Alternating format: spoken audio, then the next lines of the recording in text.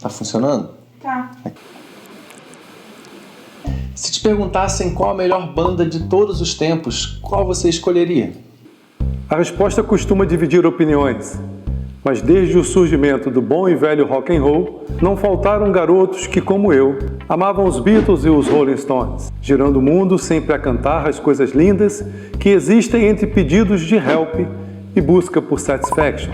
Promovidas pelo fenômeno da invasão britânica, movimento musical dos anos 60 que alçou a idolatria internacional de diversos artistas do Reino Unido.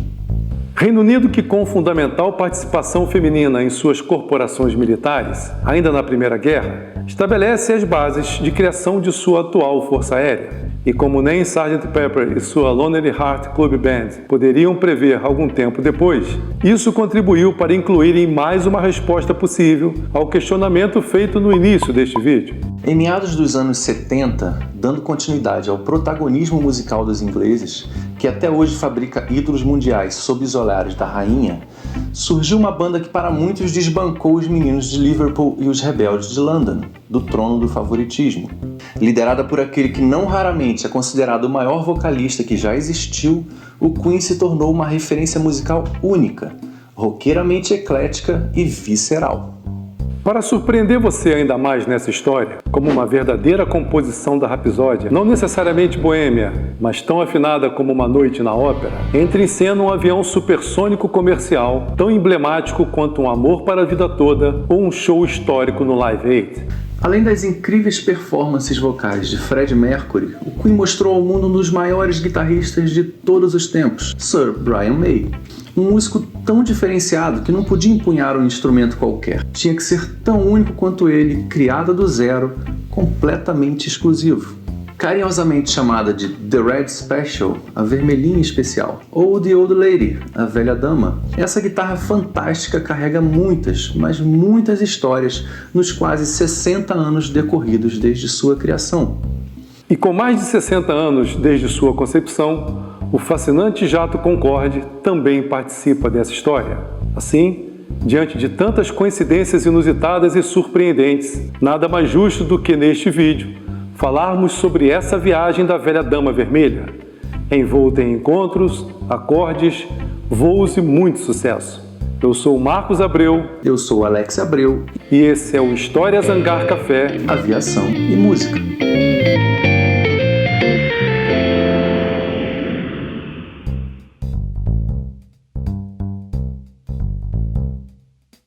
Brian May era apenas um jovem menino aprendendo a lidar com os seus 15 anos de idade quando, em 1963, decidiu que era hora de construir a sua própria guitarra.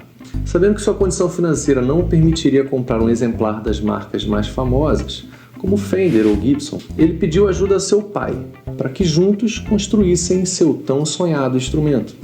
Exigente e genial, Brian não queria muito, apenas o som mais puro e genuíno possível, capaz de revelar e traduzir sua mais completa identidade. Uma guitarra viva que interagisse com ele e com o ar ao seu redor. Vamos entender assim, de maneira bem genérica, o timbre de uma guitarra é obtido através da junção de 4 componentes. Todos importantes, mas 2, se substituídos, comprometem menos os resultados. O primeiro é o amplificador, digamos assim, a caixa de volume da guitarra. Entre modelos de boa qualidade, é possível intercambiar sem grandes prejuízos. O segundo é a cadeia de efeitos utilizados, que são, digamos, alegorias sonoras opcionais. Ora ligamos um modulador, ora uma distorção, sempre de acordo com os interesses momentâneos. As opções são diversas e as combinações infinitas. Já os outros 2 carregam de fato a essência da sonoridade de um guitarrista, que é o próprio guitarrista e suas mãos, que são a origem da personalidade de toda emoção expressa no e pelo timbre, e a própria guitarra. Cada instrumento possui comportamentos muito individuais que respondem a diversos fatores, desde o material empregado ao formato escolhido.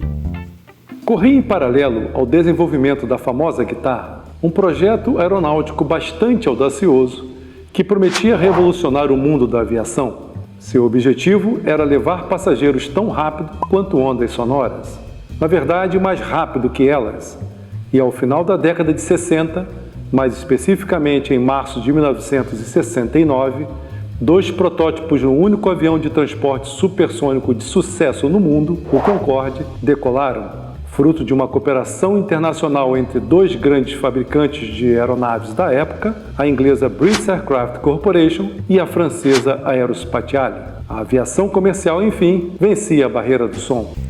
E sabendo de todos os fatores que influenciam no som, May se empenhou na busca do casamento perfeito entre seu corpo e seu instrumento.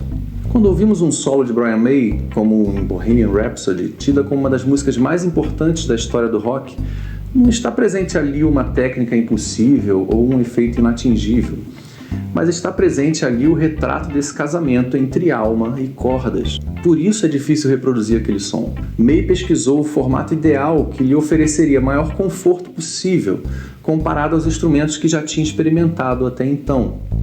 O braço foi construído com madeira de uma lareira velha, centenária dizem, que um amigo jogaria fora. Se é verdade, não sei, mas diz May que havia nela até alguns buracos de cupim que foram preenchidos com palitos de fósforo. A madeira era tão dura e boa, claro, que dificultou a fabricação da peça. As marcações das casas foram também feitas à mão, com botões de madrepérola.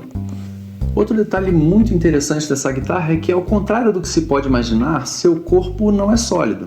Pelo seu formato, muitas pessoas acreditam que se trata de uma peça maciça de madeira, comparável ao corpo de uma Gibson Les Paul. Mas, na verdade, seu interior é oco, como uma guitarra semiacústica mesmo, aos moldes da famosa Lucille, modelo imortalizado por B.B. King. Até havia a intenção de fazer as aberturas no corpo, como é comum nas guitarras semiacústicas de diversos fabricantes.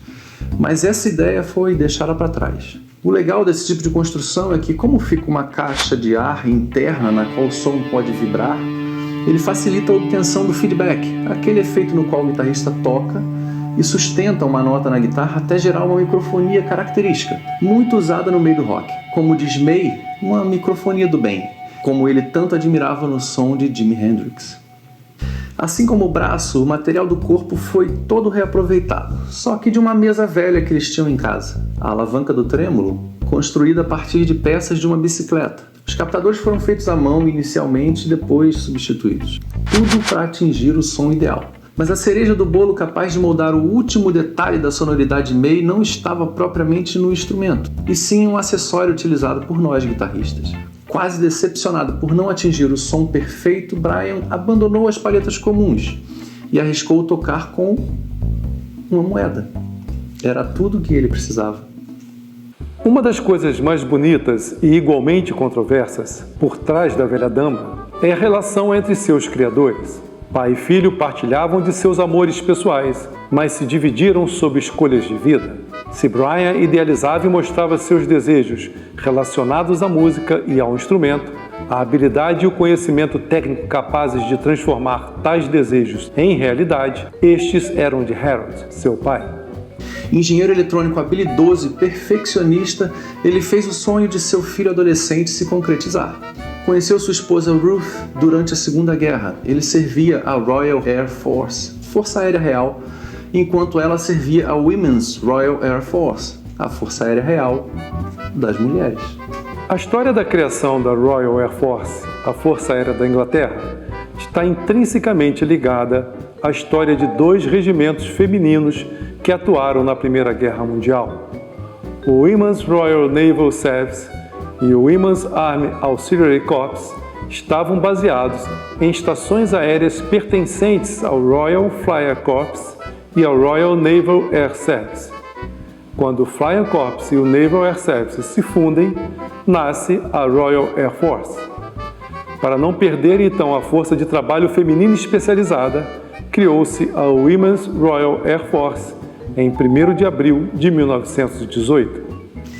Fruto dessa relação entre Ruth e Harold, Brian era filho único, crescendo muito bem protegido em sua pequena casa em Feltham. Harold, segundo seu filho, era capaz de fazer qualquer coisa, pois àquela altura ele trabalhava no desenvolvimento do projeto do sistema de pouso, adivinhe, do Concorde. Sem dúvida, uma das páginas mais notáveis da história da aviação foi a entrada em operação do Concorde, que transportava mais de 100 passageiros, viajando a 18 km acima da Terra em velocidade supersônica. Concebida em meados da década de 1950, o sonho começa a se tornar realidade quando os governos francês e britânico assinaram um acordo em 1962 para construir o jato, pois estavam convencidos de que o futuro da aviação de passageiros residia em uma velocidade cada vez maior e tempos de viagem mais curtos. O desafio era produzir um avião comercial que pudesse voar a Mach 2, 2 vezes a velocidade do som, feito até então somente alcançado por aviões de caça. 7 anos depois, em março de 1969, os 2 protótipos da British Aerospace e da Aerospatiale fizeram os primeiros voos. Entre a eletrônica e os acordes tocados de ouvido ao piano e banjo-ukulele, Harold fez despertar a paixão de Brian pela música, produziu sua guitarra artesanal e o incentivou a dominar o instrumento. Mas essa paixão compartilhada pela música e esse projeto a 4 mãos, ao mesmo tempo que os uniu, pouco tempo depois os separou. Prestes a obter seu PhD em astrofísica, Brian conheceu Freddie Mercury e, tendo que escolher entre a banda e o título acadêmico, optou pela banda.